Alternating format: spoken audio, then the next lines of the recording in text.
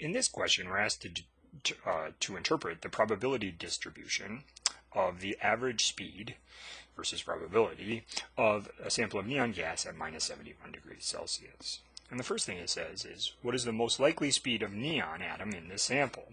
Well, the most likely speed is the one with the highest probability, which is right here.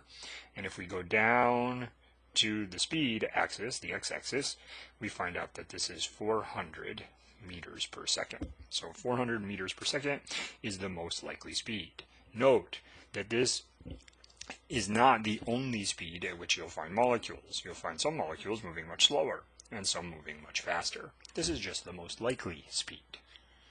It says what higher speed is only half as likely as the most likely speed. So if we look at the probability here, it's 1, 2, 3, 4, 5, 6, 7, 8, 9, 10. So the most likely speed is 10 probability units, if you will, up. So if we want it to be half as likely, we need to go 5 probability units up. 1, 2, 3, 4, 5.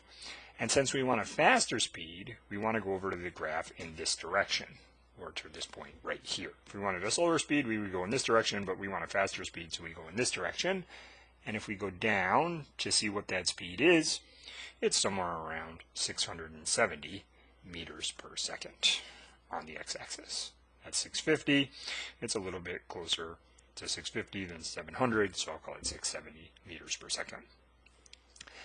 And now it says what speed is only at, what higher speed is only 10% as likely as the most likely speed. Remember, the most likely speed is 10 probability units, so 10% of that is 1 probability unit.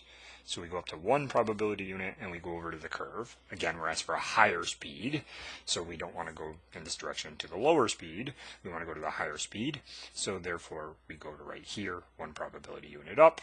And if we go down to the graph, we find that this is 900 meters per second. So this is how we can interpret a probability distribution.